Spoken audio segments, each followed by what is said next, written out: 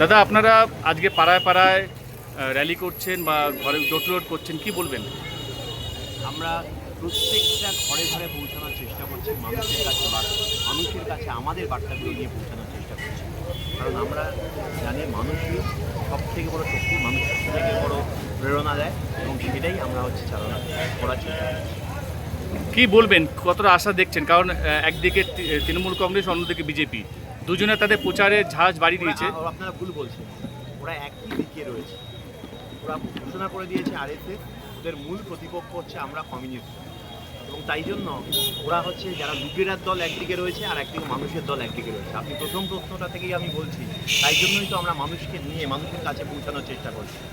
এরাই তো যে এসআইআরের জন্য এতগুলো মানুষকে সর্বনাশে ফেললো, এই যে কেন্দ্রের বিজেপি সরকার আর রাজ্যের তৃণমূলের সরকার, গোটা মানুষকে দ্বিতীয় শ্রেণীর নাগরিকে পরিণত করলো। প্রায় ৯৯ লক্ষ মানুষকে দমদমে প্রায় নাম বাদ গেল প্রায় ৩০,০০০, প্রায় ৩৩,০০০ মানুষের নাম বাদ গেল।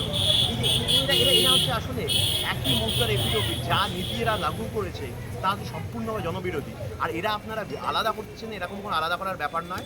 এই গত পরশুই তো আপনারা দেখেছেন যে গোটা সংসদে বিরোধীরা এক কাট্টা হয়েছিল। তাদের ৯ জন বিরোধী সাংসদ তারা অনুপস্থিত ছিল, তার মধ্যে ১১ জন বিরোধী সাংসদ অনুপস্থিত ছিল, তার মধ্যে ২ জন নির্দল আর ৭ জন তৃণমূল কংগ্রেস।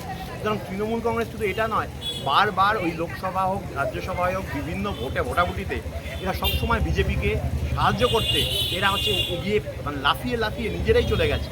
সুতরাং এটা খুব স্পষ্ট, ওরা একদিকে আর আমরা মানুষের স্বার্থ নিয়ে মানুষের দাবিগুলো নিয়ে রাস্তায় লড়াই করছি। ২০২১ সালে আপনাদের সাথে কংগ্রেসের এক জোট হয়েছিল, কিন্তু এবার ২০২৬ আপনারা একা লড়ছেন বা আইসিএফকে সাথে নিয়েছেন। কংগ্রেসের যে প্রার্থী দাঁড়িয়েছে তার বিরুদ্ধে একাধিক অভিযোগ আসছে যে তারা বিজেপির হয়ে কাজ করছে।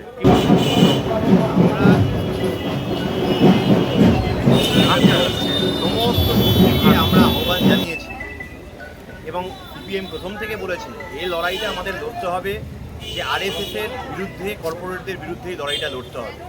যারা এই লড়াইয়ে এসেছেন তাদেরকে স্বাগত জানিয়েছি, আর যারা আসেননি সেটা খুব স্পষ্ট। আজকে সেটা মানুষ এবার বাকিটা জবাব দেবে, এবং সেটা খুব স্পষ্ট হয়ে যাবে যে মানুষের হিসেবে যেভাবে দাঁড়িয়ে কারা একদম সঠিকভাবে যে নীতি নিয়ে কারা লড়াই করছে।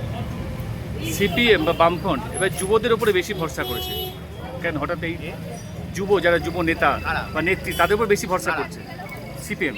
অবশ্যই ভাবটা আসছে আমাদের দেশে যদি আপনি জনসংখ্যার বিন্যাস দেখেন, বা দমদমে জনসংখ্যার বিন্যাস দেখেন, বা রাজ্যে জনসংখ্যার বিন্যাস দেখেন, প্রায় 50%-এর ওপর, 50-60%-এর ওপর জনসংখ্যা যা 40-এর নিচে।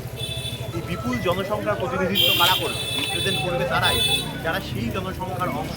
তাই জন্যই সেটাই প্রতিফলিত হয়েছে আমাদের বিভিন্ন জায়গায়, প্রার্থী তালিকা হোক, আমাদের রাস্তার ভিড়ে হোক, সর্বত্র দেখতে পাচ্ছেন তো গোটা রাস্তায়। আজকে রাজনীতির ভাষাগুলো পরিবর্তন করার চেষ্টা করছি আমরা এরকমভাবে, যেটা মানুষের ভাষা হোক, কিন্তু এখনকার প্রজন্মের যে ভাষা হবে তাই হিসেবে হবে।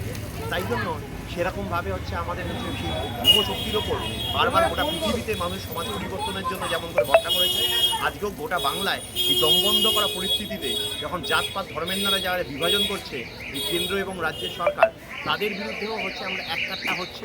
তাই জন্যই সেটা রিফ্লেকশন হচ্ছে আমাদের যুবদের ভিড়ে, ছাত্রদের ভিড়ে, সেটা তার রিফ্লেকশন হচ্ছে। কালকে বিজেপি একটা প্রেস কনফারেন্স করেছে, যেখানে বলেছে এখানে অবৈধ নির্মাণ চলছে দমদম জুড়ে, মশামাছির উপদ্রব এবং একটা সিন্ডিকেট রাজ চলছে। আপনারা কি বলবেন? আসলে দেখুন, এগুলো তো আমরা প্রথম থেকে বলে যাচ্ছি। বিজেপি এই কথাগুলো যারা বলছেন তারাই তৃণমূলের সাথে ব্যবসা করেছেন বা করছেন, এবং আমরা এটাও দেখেছি যে বিজেপি গোটা দলটাই তৃণমূলের একটা প্রাক্তন তৃণমূলের সঙ্গে পরিণত হয়েছে, ইউনিয়ন হয়ে গেছে, ইউনিয়ন। সুতরাং ওদের বলার কোনো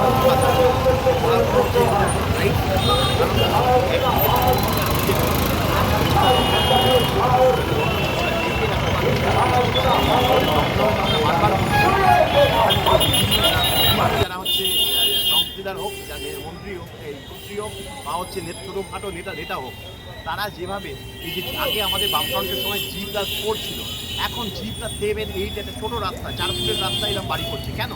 তার কারণ এখানে সমস্ত আইন কানুনকে একদম বুড়ো আঙুল দেখিয়ে যদি পয়সা ফেলেন তাহলে সব কিছু হতে পারে। আবার সেই পয়সা দিয়ে এই যারা হচ্ছে ইমারতির ব্যবসা করছেন, মোটাটি ব্যবসা করছেন, তারাও হচ্ছে বাঁচতে পারছেন না। কারণ তাদেরকে যেইভাবে শোষণ করা হচ্ছে, এই গোটাই নির্বাচন প্রসিডিওরে যেভাবে পয়সা এক্সটর্ট করা হচ্ছে, তাদের থেকে লুট করা হচ্ছে, তারাও তো উষ্ঠাপত হয়ে যাচ্ছে। ফলে গোটা সিস্টেমটাই ভেঙে পড়ছে। এই অবৈধ নির্মাণ থেকে শুরু করে একটা বেলাগাম একটা হচ্ছে উন্নয়নের নামে বেলাগাম হচ্ছে আনপ্ল্যান ডেভেলপমেন্ট হচ্ছে, মানে অপরিকল্পিত উন্নয়ন হচ্ছে। তাই জন্যই তো আমরা বারবার এই কথাটা বলছি, আরে আমরাই তো প্রথমে বলেছি ওরা তো কোনো বিকল্প দিতে পারছে না। আমরা বলছি জোলাখাল মাস্টার প্ল্যান কেন দরকার, কারণ নিকাশি ভেঙে পড়ছে, বহুদল হচ্ছে, নিচে জলস্তর কমে যাচ্ছে, জলস্তর কমে যাওয়ার ফলে জন্ডিসের মতো রোগ দমদমে বৃদ্ধি পাচ্ছে। এটা যে কোনো ডাক্তারের খানায় যান, আপনার তারা বলে দেবে। এবং এই একটার পর একটা জায়গায় যে একটা পরিবেশ তৈরি হচ্ছে, মানে হাওয়া বাতাস খেলবার জায়গা নেই, সেখানে বয়স্ক এবং শিশুদের শ্বাসজনিত সমস্যা তৈরি হচ্ছে এই দমদম সহ একটা বিস্তীর্ণ অঞ্চলে। তাই আমরা এই কথাগুলো রীতিমতো আমরা প্রত্যেক দিন আমরা এই কথাগুলো বলছি, কিন্তু এই কথাগুলো এখন কিন্তু কেন্দ্র এবং শাসক দলের লোকরা কোথায় বলে, তারা যে আমি কোথাও এরকম শুনিনি, তারা শুধু বলে ধর্ম নিয়ে খেলা, ওদের 4-5টা শব্দ ছাড়া তার বাইরে বেরোতে পারে না। সুতরাং আমরা বলছি এই মানুষের ইস্যুগুলো তো আমরা অনেকদিন আগে থেকে বলছি, আর দমদমের ম্যানিফেস্টো যদি আপনারা দেখেন, সেই ম্যানিফেস্টো প্রথম থেকে আমরা এটা বলে এসেছি। 2021-এ 0, 2026-এ কি খাতা খুলতে পারবেন? এইবার 2026-এ বামপন্থার পুনরুত্থান ঘটবে এই বাংলা সহ এই দমদম।